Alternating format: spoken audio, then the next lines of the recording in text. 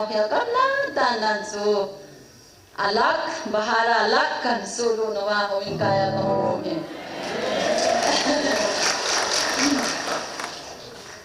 online ay balatun kilung na chimlaw he na aji chu pathian hagawin hung kho mo bin ati je chun kele ka thi ka chayong chu hung kho mo bin ati na mo ka hin chulu law di chu kanom hin ben ka hung ki mo bin pathian senin ka hin chon lu na bin lai ki me la hin ka in sumi ta men zan ha chon ka naw de na ka chin tu chung hi na mo bi la ka hi koi de ria pa na ka in ko te ta hoin ka ya hung ka hin na ho ka chu dun man lo du he a ki pha le wang ka hung di nai ka ti hen je chun zan ha in zan hi in o je pi in hin di la kha ti le ki yong chu sa the hi jong la ka cha te to hin di la kha sa bi nge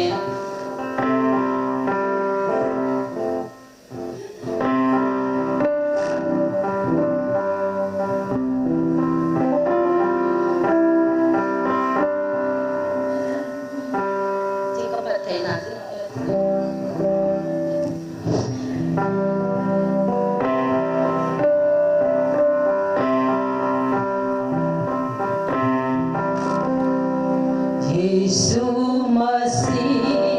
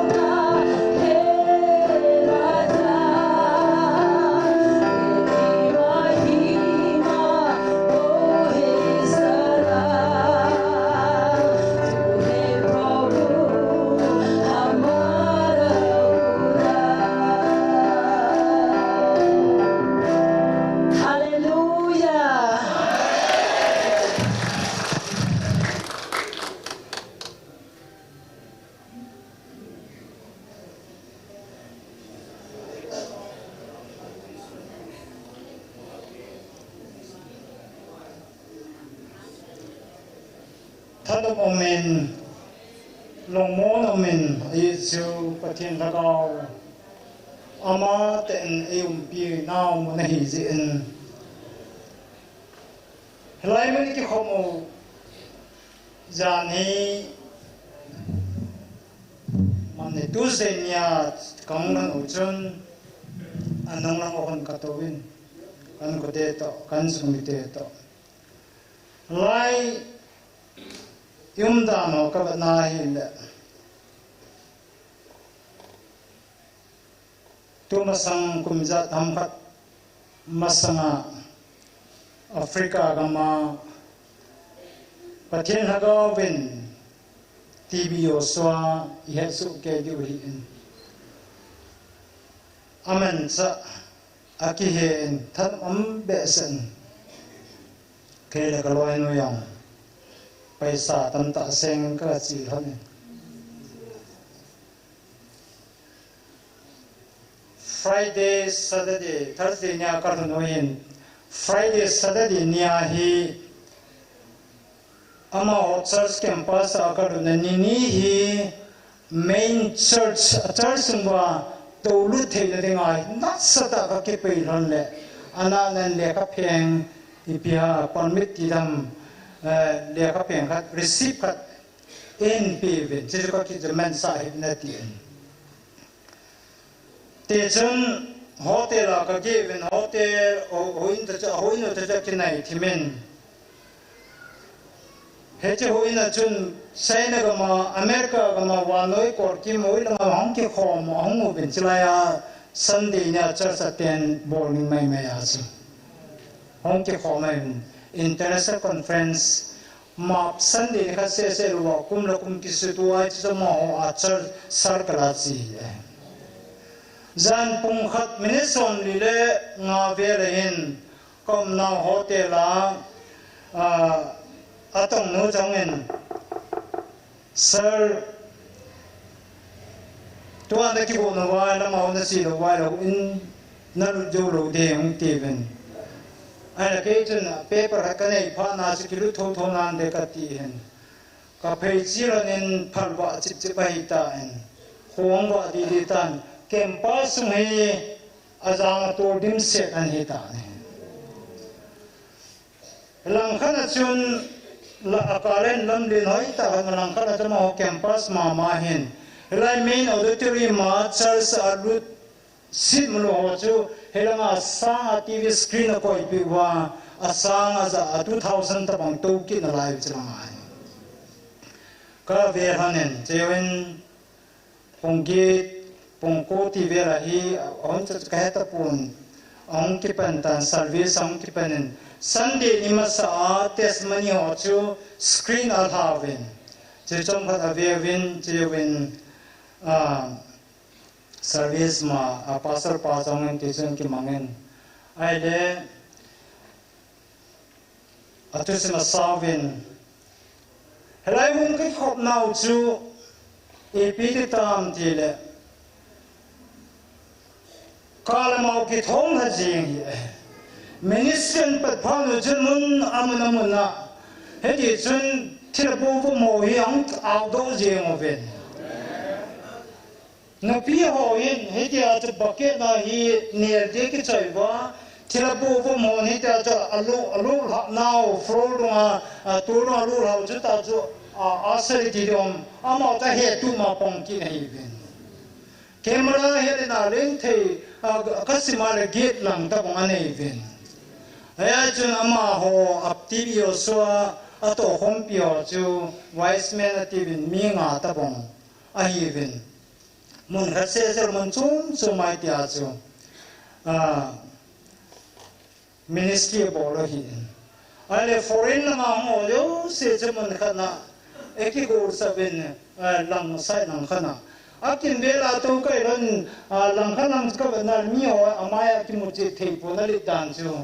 achar se li dan chu pek bar ko ne yung pek dim se jing ale ong ki panta na ile tika se ma bong chun kim bela Chinese so pathina ba chal mi sing ku ko la sa jingo ale pasar pan an to haban pani ti chun ai ke khanin gang tane ta ha chal pa ta to ha chi jeng gang chala a to ha ju de bo mo ma le jong ti ko do jeng e pia kan sem yo pa sing ka ting alo pi ne chi su ka ki no mi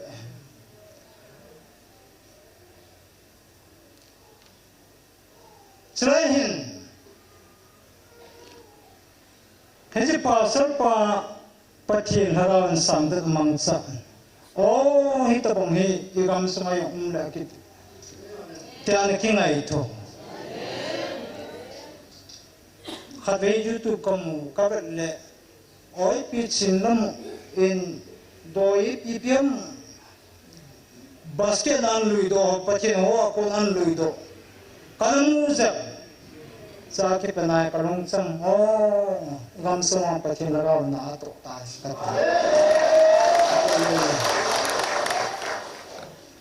Hello hello Africa gam pera hiji veding ato im nau tabong veding ako chi pe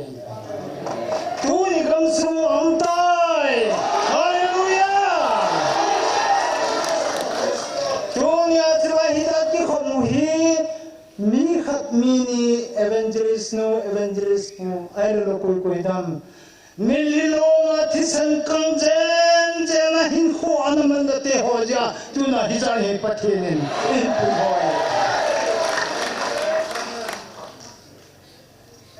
pastor tibio so ang do ta ministry mo athu sei ka ngai le a english broken english le kha tim be se India lang ajong migit lang kamu balkoni lang atolben tawanan na ilagin atisa na alungin baduma achilu noben India sa mataptol mo niyan ang katsut na tamlo kahin lantun damda ka na ita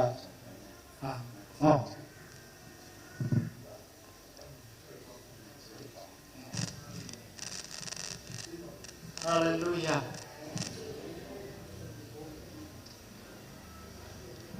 Ayah kan si galang kena mitam tak mereka tinau tu building rita kan. Banoi kokin bela nau.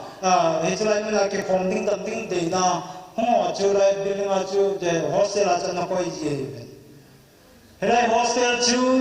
hece pasal pacun anda tu nahi. Ano to ne ado dengan tamji jun hoi lemang ko nam ipiam kelo kini ci masangdep langacu lai vela ji building chung vela ji aircraft le nam lin hong leng an ibe nim ta hong leng alen dojo minute ko jo building jo pon chim la yen mi za le som la ku batien ABI to all home ji pasal ki yo so na to na chu attending architect on na theology ana to na gas board ho policy pasal ki yo so ni pesayam he Africa na banswa ke mantra doular penta hi mo dang dang hai oi kapasat chen pi ho ka ho na to pi ho khela ka doular ding ampu ya ti ne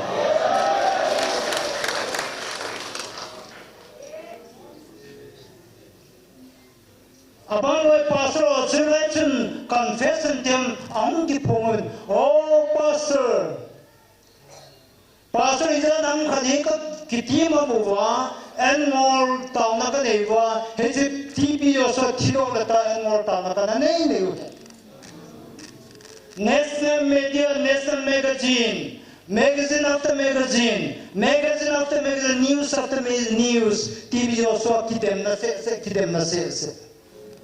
EPTV also sayam tuang I'm a lonely man. Hey Africa semen loy pai ka nei ta poi patin china ning ka thei ta. Mayo se ka ngai lu le mayo se ka ta sang thei ta poi.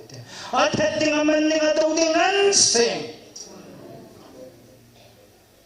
A thetting aman ning a do ding an sing. Ki khan le ta mangai ong man pon. Pathin kilo beling nang nei pu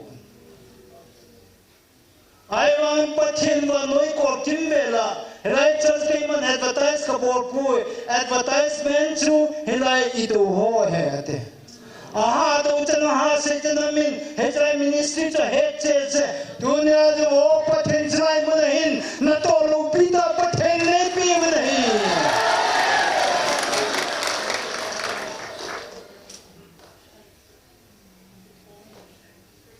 long neo thei si po ai cha pathen en pui khom va adena kakenai to no kikim nar sahin evangelist st baite hoilang kon ang kam ke do tam fat sapa ki ho le ai ta ki mu khatu lu chu kom ke to ven kom ke ho lu le khalani kom ki su to ven ka loi nu to so pineu kikim st baite ai poi on delia bolu te hang ki te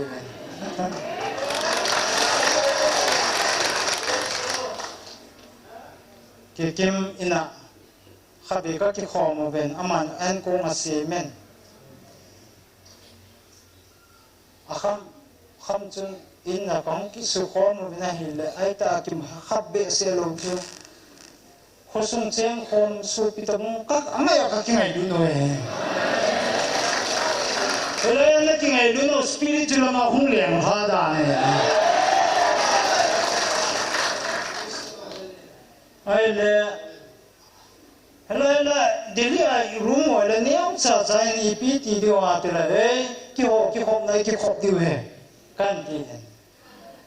ki ho na de la my purple basement a home e ki khop de ni ve ka ki khom ta ani ve na atum ve na ka tam diu ki no ve kong tam che mai the we Hallelujah. Atum vena ka ki khop chung ke church member sang itam jo ta ve ka ti. Ata ya mi e. To niyo aya ni chu dia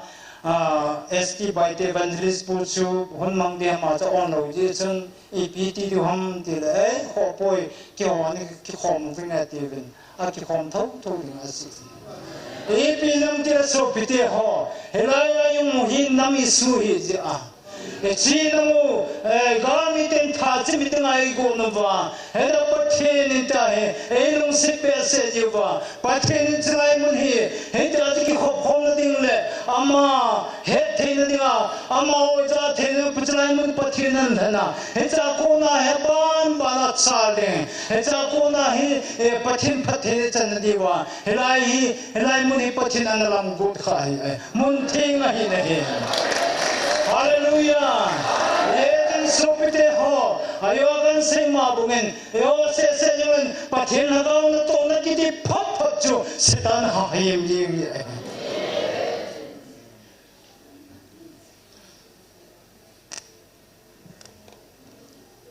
ba ber se tv so khabe hi youtube man be me lang heaven awena me sa sang ki kop na chu terrorist Boko Haram Christian the Holoin Boman ki pu tawen ang ki rai ro in sumai bolu na mun ni mun tu pasang a chai ro ying ni ai chu Africa hi Nigeria hi ni na ki kan langkar lang Christian hat be se lo ai ben he chun ama ministry a ko na hi a ho pathin ho adwa pan bo se elvin Adam na adok ta atam ni chun adin cholo yan tha chi da bo ben boman ki pu ta ben ai le mission fulfill bo ma sang chun restaurant ka na ya bo mo cho ko ba mo ke pi khat ipi yang toi mission fulfill bo le hin he jo restaurant na hin bu ga ne te ta a chi le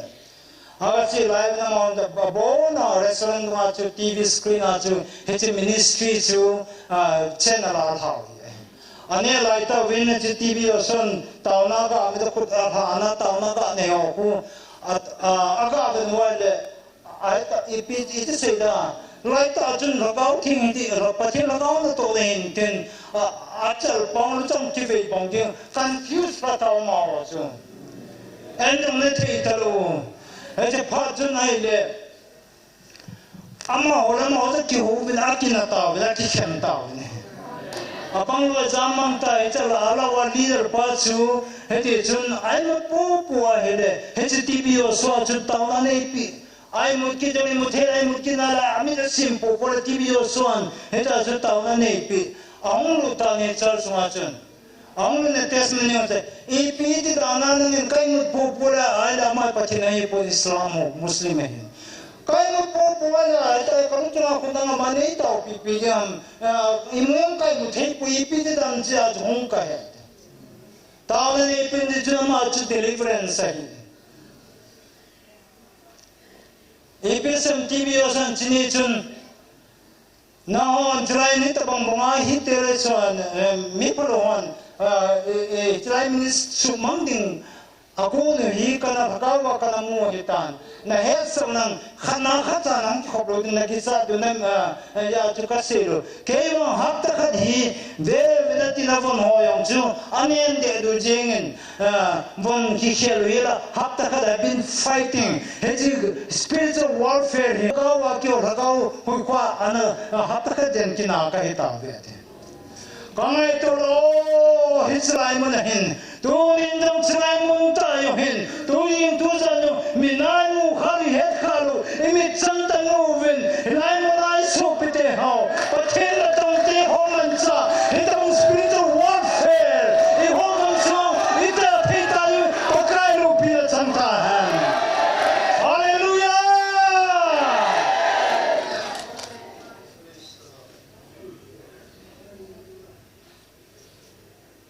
dereya yang mana kam kamen tu masang deu chen khatarang ba lu ji han ba khabe cho no pi ka e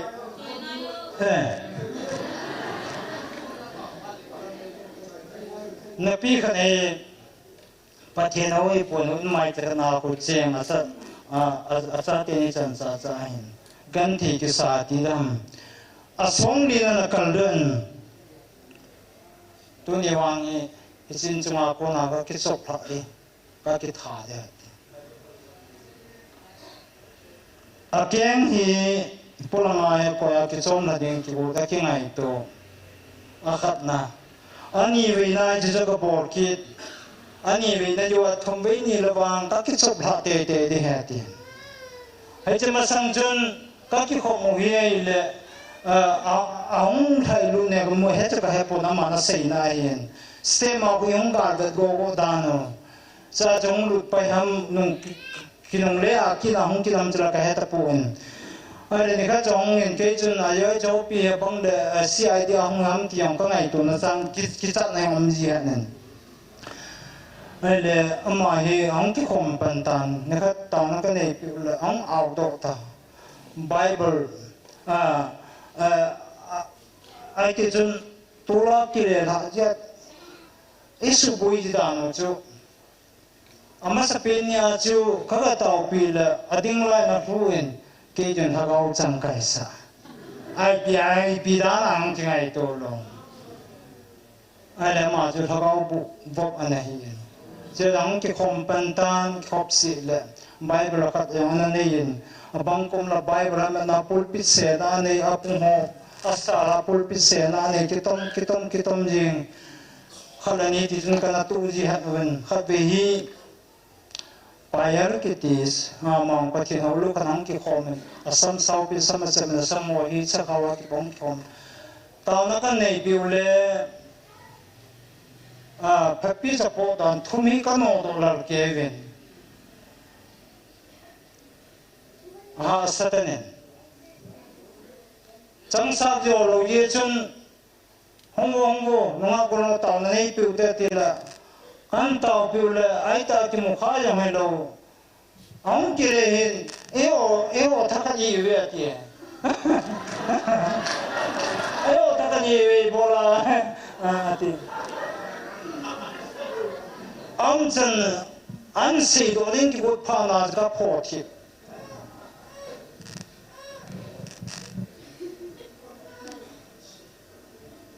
kinai lo dan zuna pastor na kita wanga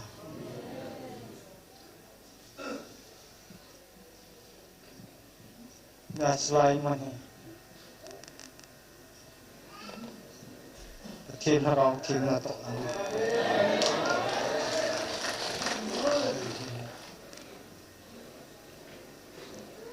đầu tiên là sản xuất tế ho bây giờ là tu nín bây giờ các bạn nào giờ các xây đam nhung các hết thì tập buồn rồi bây các sản xuất các sản cái Bible cái nào hi lệ Bible mà trong hết cái điều con ăn gạo sự cái nói tiền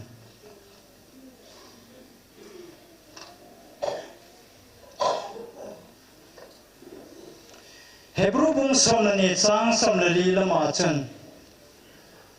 coi man thiên là luôn bắt thiên amo poi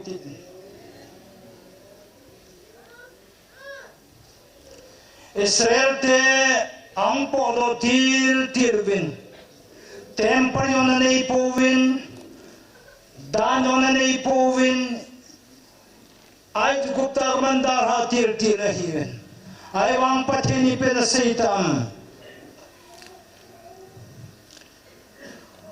Exodus bungsom na kuswa chuin pakan Moses asin mipi henga chun gachin lang ama ho chu tunin jong jing teng jong le ana suting tan pathen basa paw even I sanctify them atine pathen nan to ding kon le ana ki suting movin ati chi ne Tony bola chinam sungwa pati mar somne don telu amdile kisu tenga tilhen khoi mang thei ta povine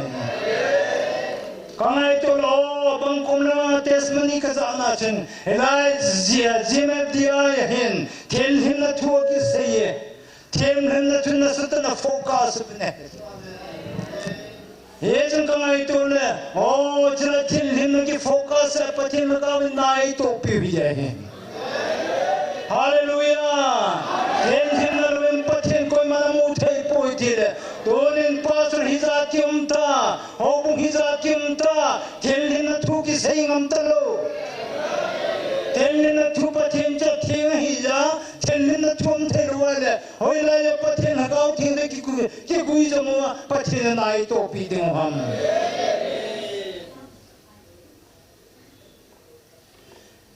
해제 israel te ho chama ho chun honglai chun mo ho ni ti chuni pe se tam dire then you shall say to the people sanctify them sa ne ne ding aker kiur didam nes enne tuidon bad ama ne dong person eding tu chung sang tun se sapatun number son ra chang son lo gel mai bana hele hedin bible se chita ne hedin ne masam na hon ki su theng na thikin ne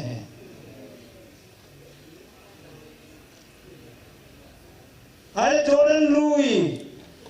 Louis an khokhal ko win pathen ma ho chu promise land lagam te po mangrung de hitawen hedegam te po mangrung de ding kono wachun ai pesa ma pathin hen ama ho misrael te chu garjo na pinum ji chun a pe ba samje pe seitam de joseph pung thum sang arum je bana hele anaki suthi oven sanctify them matiki ne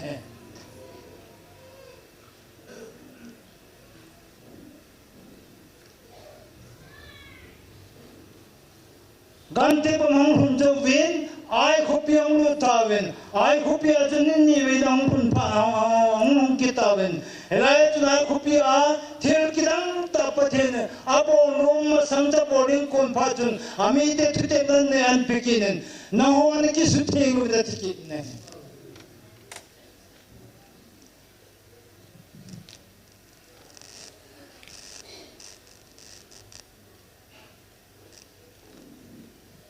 Tenhemna controversy min tam ta nei manang yone Bible pathe thu na sei alam da ngai po tonin su bite ho Oh, kangai tua hile. Jinam sumuhin. Patin na ito piling David. Family sum patin na ito piling David. Ay hobung sa patin na ito piling David. Ay mantin hinam nuwala. Hoy laya sa patinin na ito piling ham.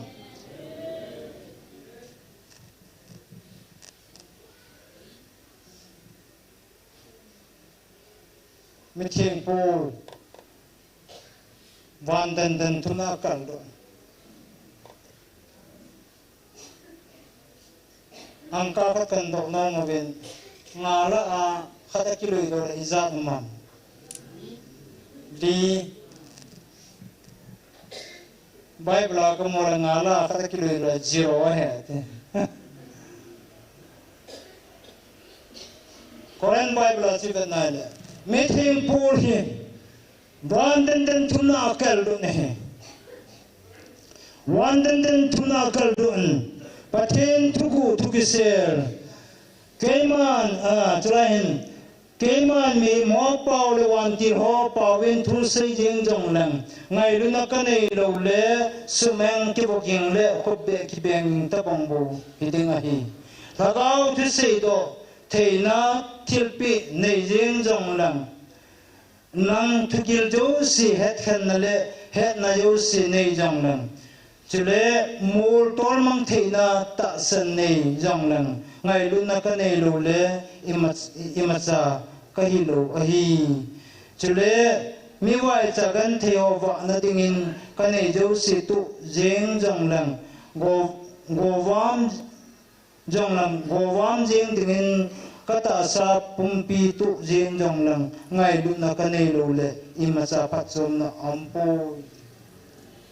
Kai to la sopi to hotunin. Tonai tau di wadai khalusu. Igam sungwai chinam lo wai ki ngai lu na. In sungwai hobung sa ki ngai lu na. Hobung na hobung khat ki ngai lu thei. So kene lo tau ne ni yun kadai sa ne. Ibinam de meeting pool. Ama tawana wandan dan tuna ka chia. Til wan tugu te tam pita ka he doa. Tasan Bible changin sinda wan te pau te pau wan mem te pau wan te ho pau in tu sei jeng jong na. Ngai lu na kanai lo zero kahi. Sumeng kibuking le ko be kibeng tu ta bangbo kahi. Lagau tu sei do theinas tilpi nei jeng jong lang. Tukil josi hetuna henan josi nei jong lang. Chile mutol mang thina. Kangai tu la Bible li sapi ho he. Oh, gamsron pastor isa kim tam. Kayong pastor kahi. Ay bangai lu kanai lu ale meeting pormata wandan dan tunakal do paman. Owan tugu te gifts of the Holy Spirit tantane bathina mang zaman japan. Hedingai lu kanai lu ale zero kahede. Imatsa kahi poi. Kana to josi khobbe kibenging le tunginga jo koi kibenging tabang kahede. Kangai tu la tunin kaya kipan ka pasal jan pizza kam tawam. Ai pizza pasal ya kima sinam sungai chate nam te ho jo seu. Ai lo lam lamahin khomang ka jo tawam. Iveng sebenal hobung ki put muntina hoin so keje zanam nution duty ki po. Hoina jui pi ki tam pasal te ho. Adeden kay mami mo ka kisanin koi mami mo ka chan poi ibi pasal kahiya tu na kaji ka sa te jeng jong pathen ko ke pui di jong talo ibi ada pathen ei man cha thelu ham pathen ei man cha wali ibi ki mang chai pi he pen mat la ta chu pathen na ki tong da na ki ham mi theng por wang chun zero ki dan ya to kuma na kitam zero so hidan aye to pathen jungai lu de hin pathen jungai lu de hi ngai lu na ministry of church ngai lu na wal zero so da be ye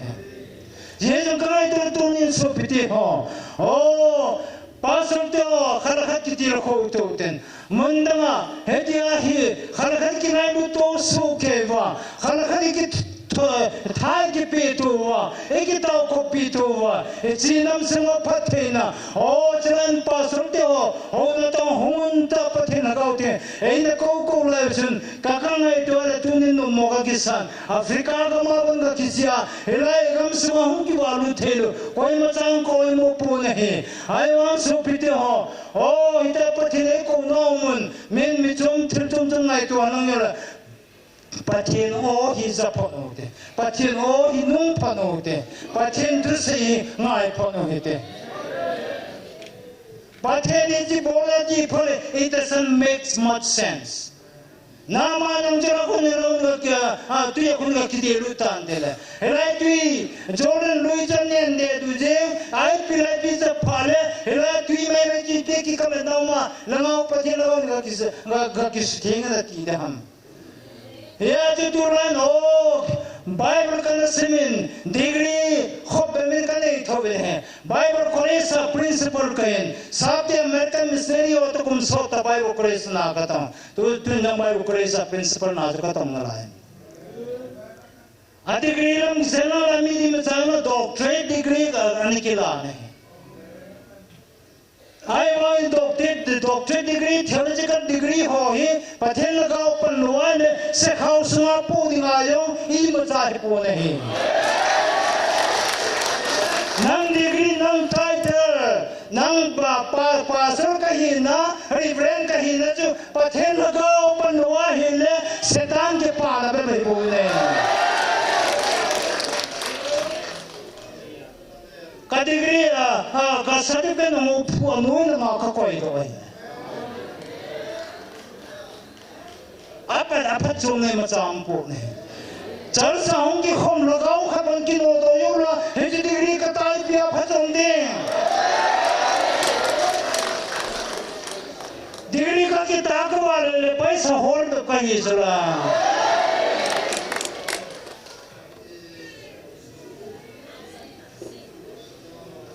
Hallelujah!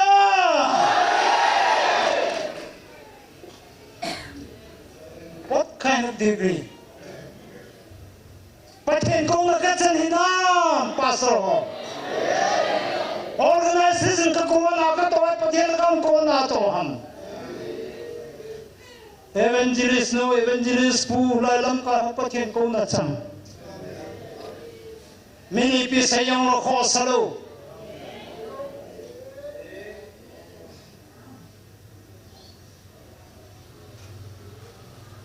Many del ino da wa kiri tuai tuya wan kirong ta de bi ko da na ne kale ki thong thong dinga tia thong thong ju pathe men ki tia na pha chau ji ro da hallelujah Oh, meeting Paul, Damascus who came up at Hinakova, Vanaway, Hovan, and Tunakalwa, Nailuna Canelo, Zero Kahibu, Imazaka Hipoite, Imazaki Hero Dandan, oh, a friend degree title Suma, but Hinakau to say, he had Hemon Talo, he's a Hemon Talo, he can't get out of Hemon Talo.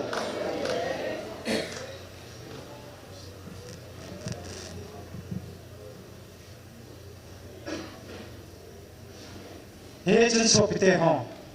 Ha palim pomote. Helaya pathin ho khara ki ko ye pove pathin ga in ko su ke yun kata sa. Yam tiro pi silam in nan ko yo hi vetana. Pathin ga nan pui su ke ve. Tunai thulai mazahi pone oh New Testament ka se TV yosasan oh Africa nation heta jo gan the to persecute ki bola abang ama hi number 4 jo hi tiva heta army sol humba ain che bolwa thinghang thingmo ya kai lu no ba heta jo mai thala tha ja go no ba abang la jela koiwa abang la numi horoi tem horoi chun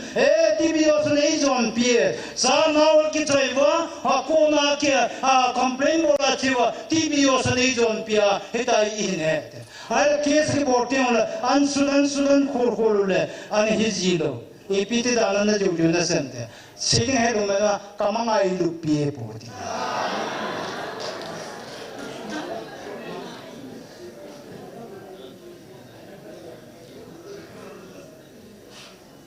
Elizabeth le Maria makimoto ja suwa nao ki sometina pathel na gau di ta na puma hele hejrai mana pathel na gau ki sinana tasan de khala ki suto ki moto na ki ule ujan na suwa na pathel na gau ki ki som ta beta ya ko da kham kama dili na ki ka ki ngai lu na ki som hi da jo pathel na gau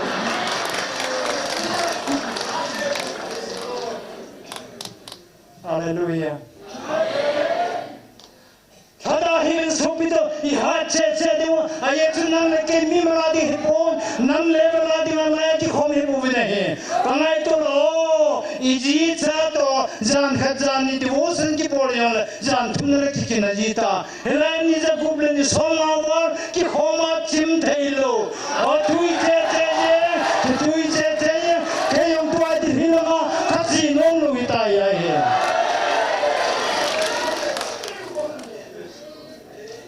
Kacanwe 19 report pining hiyan lang na cho kicheng dalakati na la. Kangai to lo la ko le mitam pitala hepro line Africa ga chia bano ko kimela China Africa nation sama Europe gama West country bano Asia gama ahong ro te fly na kalen home pi o kongkile lang airport jo si jo HTB oswa H ministry kona vizina hong po dongan singya akum na kum kisota hete bongkola jo tunyang pan harwa hile eto nang laya ekon hating wa hile o trai mala yo he tu se selwa punche na la dia hallelujah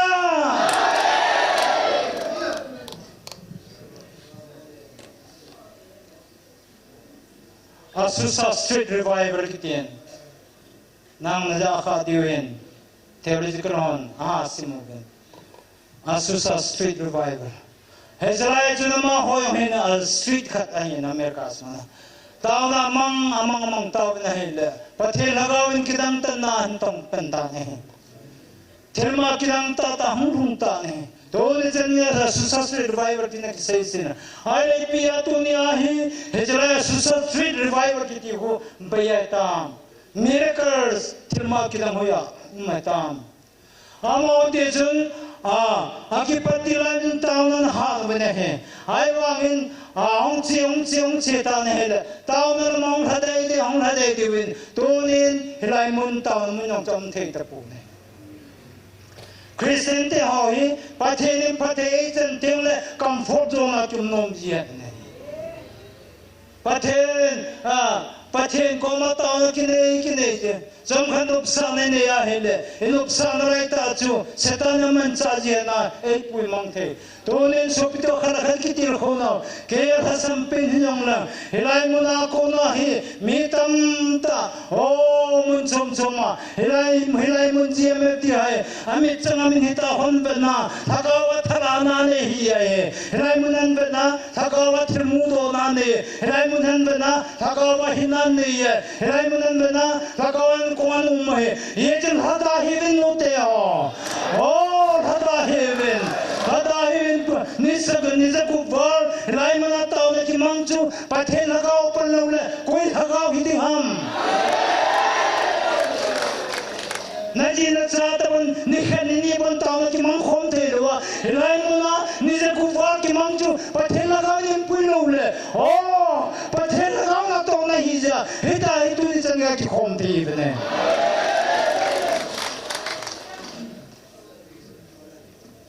Pastor Thangevin Nangin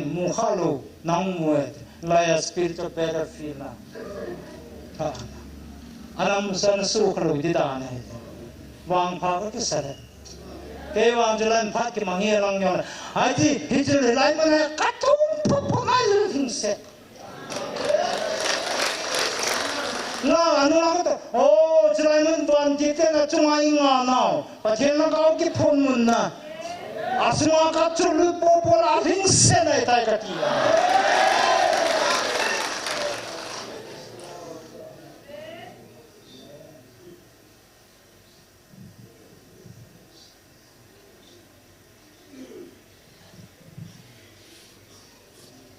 Epiam ikinati, meeting pun ngai lu nak kanelo le, meeting pun ngai lu nak kanelo ni masa kai pun zero kai, ngai lu nak kanelo le li kanai nalai ti ber padia zero kai, ni masa kiro dan ngai lu nak ki masa sauten, ngai lu nak ki benar kiram kai sauten, pasar ti homun com mahobung com ka pasar chan pi ti ho.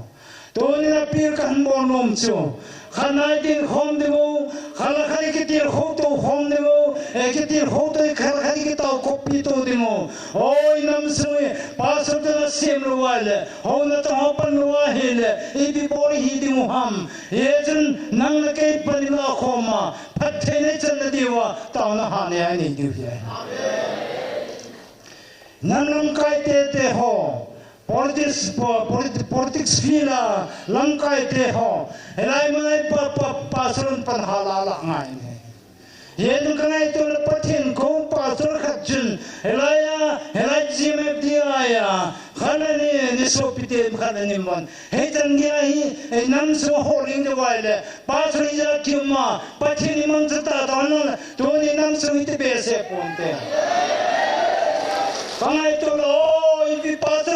pasar ke ipi na to dang ngai lu lagi nei po he ni to ding dor bangwin pathe no wa noi kor ki mare tip thakau thi hu do thakau mong thai hu do he je ai ding dor nan ki dong he me thau le u se christian an lu de tin he tin ki do pon te hoi lai bi tin hang te mon tin do sar hun dim seta e lai phai to la phe pathin ho kha cham be se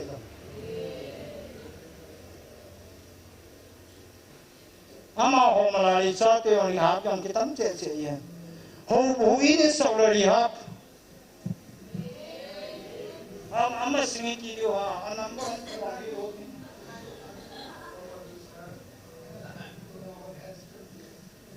rehab ho ini jadi tu nawam rehab jadi nei ba Hobung lama kada ki be, huin lama kada ki sabe, lama uri hapat ki sabe.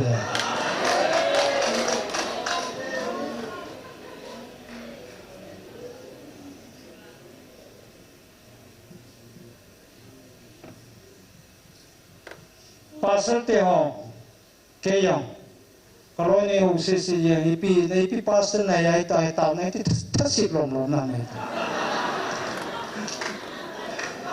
Oleh pathin ko na sang lu nam ka cha pathin ko na sang lu ka yam ka kin mo ye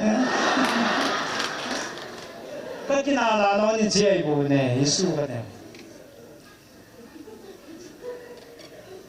pasal jo ti a ju wat sto wala ami te veng tu de na pathin nan si hen tu lai nu te on ai veng sung ka veng tu mu nu te duty ki po sa ta paisa hoi ne wa apa po ka tinai po ha sai sa dio he a ya pai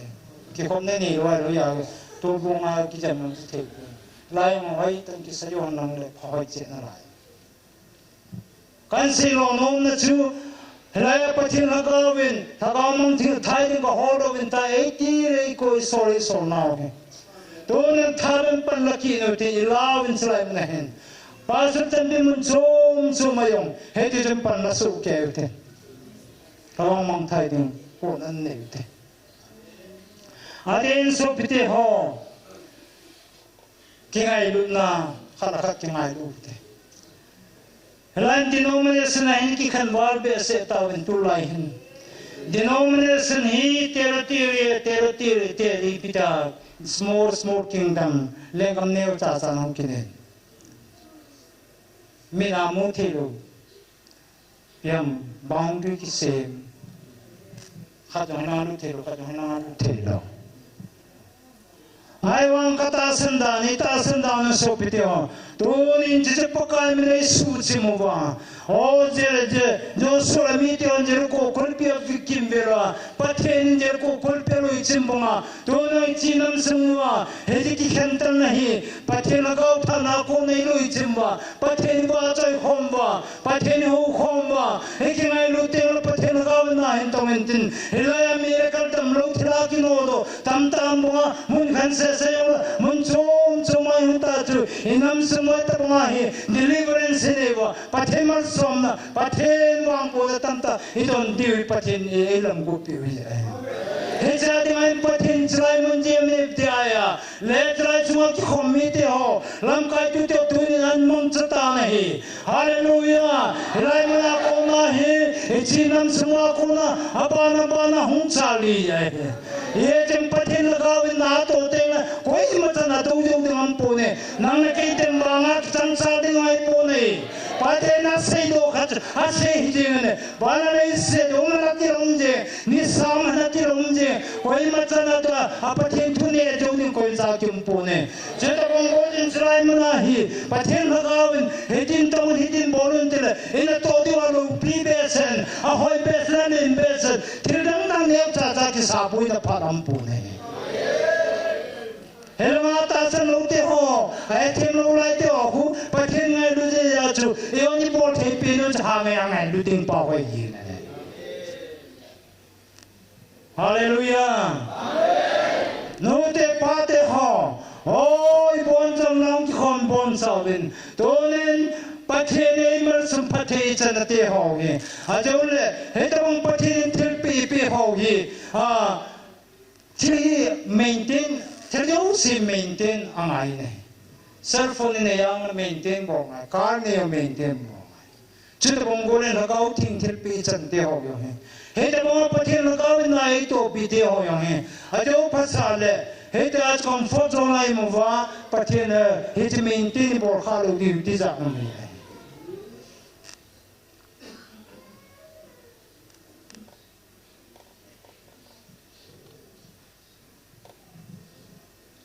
Yesus sabde ho tanar malu narte tanai nga ite sa katuni tanai nei jeng wenjan injang speaker pan setan ngai na thua bon san inam sungwa sinam sungwa bon sa kingai na hobung sunga khal khal ikingai to ngai na pathen lagau ngai lunan vai hom na dingin pathen lam be ki utin pathen ko mata na ki te ibon san anading utin la khat saw utin pathen olo pi be se olo pi pen hallelujah saw te chila jo saw te sa jo le bon san pathen ko mata na utin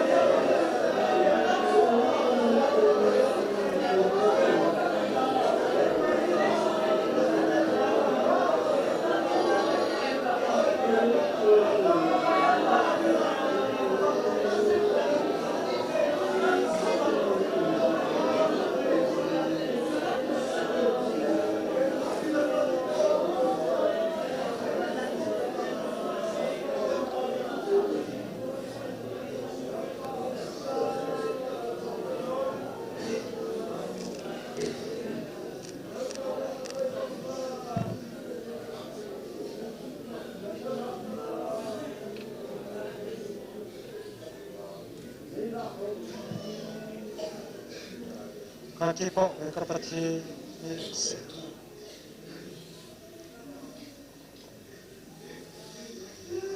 oh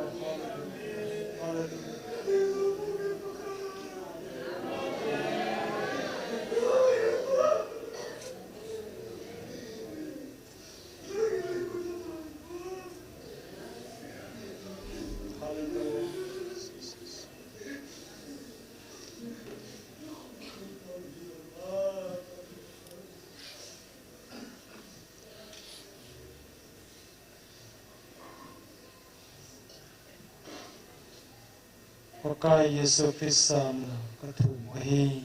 amen. Le, Sopino Tracy, Omai nama Ciu, Bak Joy Patit, Bak Joy Dingin, Bak Joy Nalasadin, pakai Yesus Kristus amin kowe.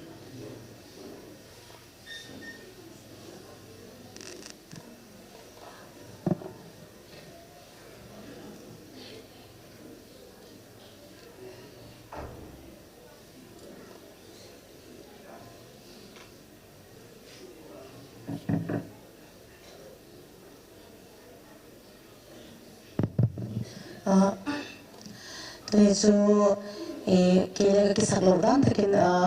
boleh sum kong ni zekin kong ahun takin kong tung tepa kisu na kasa kapupa sungale kisu na tu kawak genela sule mi piung komo sungale kisu na tu kawak genela itu cili ini lodan na tilong seks jika hi jika tu kasih oleh mine akhir loading judge masih.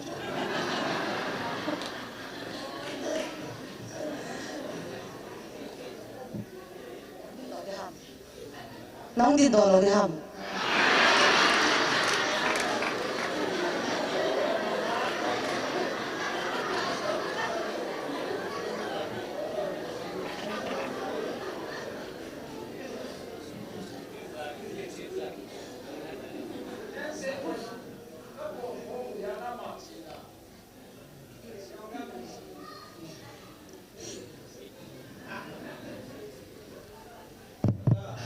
Ini ayat kita.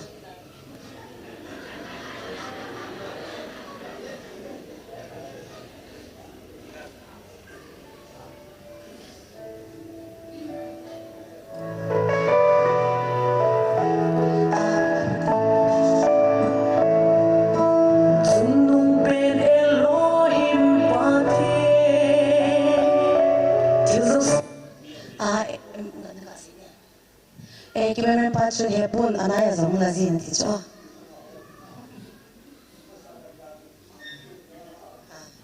Ama sa pacu mang tijo ye tijo.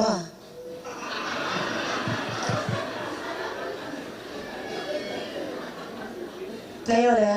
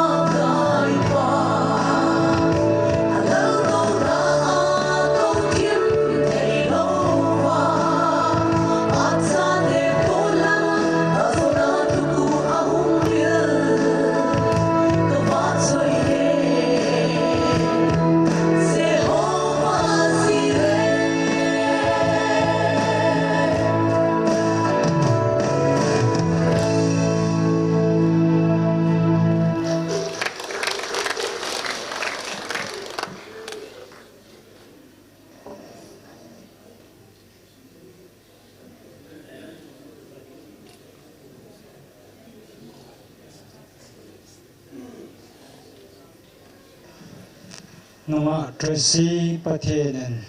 tam tan Pathen bu anlang nalasa na akonin hakaw mong thai tam ta ho dum ta tao na lama lut ki hoitin Pathen hakaw amat nilai manai ki ho limpi na ve na chinaram na nam te ho na chan nau te ho among tha yu de ta pa ku khom hu do ven mandate Pathen to be it's not just a good commission, it's a great commission. Isai naam kat ukrisman halu tanang le ipi kititam tabong golhin cha naw te ho tunin ailu le chi nam ailu le supi sangam tabong mang thai tam ta Pathen ai to be ai ko naw bung tunin is a mang thai ring te tabong mang thai ring te den taw na ne tin longkil na ta Pathen ko ma thum na ne ki no te le bon chan tam ne ki no te le hallelujah hallelujah hallelujah hallelujah tune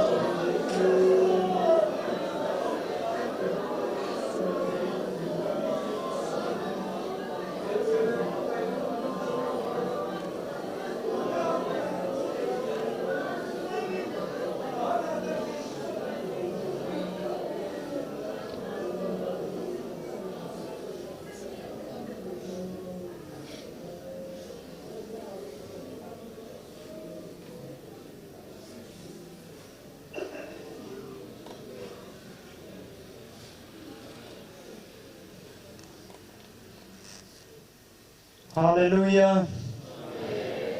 พาดคุมขานที่นินพาสเตอร์ทั้งเนวตาวในมือผู้ที่ป่าวเทก็กลายเป็นเงินกูตาวเท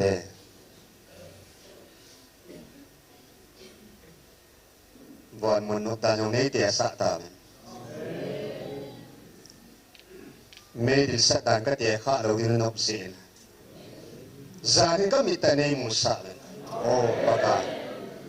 ที่นั่นเท็บข้าเราดินวันมุนเราปีตะมุนสมสักอย่างสันนี้กุยปีนาวนามินทำบัตรเก็บปาตุกันเสียดิไอ้ตัวเนี้ยถ้าเขามองอาทิตย์ในน้ำสุงอาทิตย์น่ะกินไอ้ลุ่นที่มาก็ตาวน์ฮอลล์ที่นั่นทัศน์ปูมังซาเดี๋ยวตัวเปียกูนะน้ำมีเต็นนี่คุยจัดการกันสัตว์นาวตัวเนี้ยถ้าเขาก็ไอ้สัตว์หูดิ้งว่าไอ้สุ่มปุ่มเป็นเห็นปุยลุ่นพิจารณามินก็ทำว่าเว้ยอามาเกี่ยวกับเราเป็นประเทศอาพาร์ตพัชนะทัศน์ตรงนั้นเห็นปุยลุ่นจริงเห็นลังการน้ำปุ่มปีบ่าที่จะถ้าเขาการที่เขาสวกัดเสวินทุกตั้งไงลุ่นในการวันนี้ทงสุขแก่เป็นเดี๋ยวนี้นะมินซาลาก็มันสั่นหอก็เสียขี้หอก็ปวดถึงลันหอนั่งมันในไงแต่มาวันนี้สุขฤทธิ์ปีจอดีเป็นกระตาวคิดดูจีนก็เก็บปะถนนมาถ้าเขาไม่ที่จอมดิ่งนั่นไม่ทิ้งเดนเกี่ยงมวยหออาพาร์ตเซนถ้าเขาเอ็มกลุ่มโซ่ความดิ่งเลยถ้าเขามิลิเซียนความดิ่งเลยถ้าเขามังไทยดิ่งอ่ะดาวความเทกิดิ่งเลย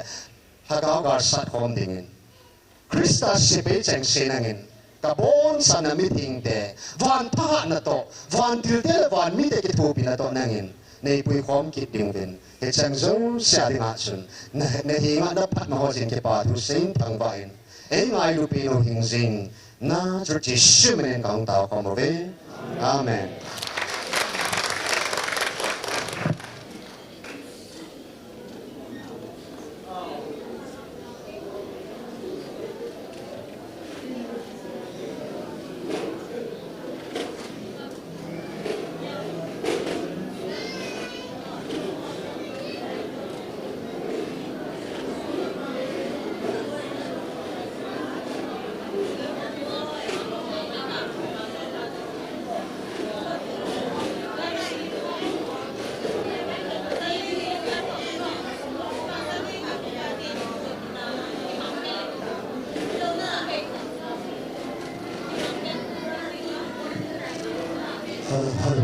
ฮัลโหล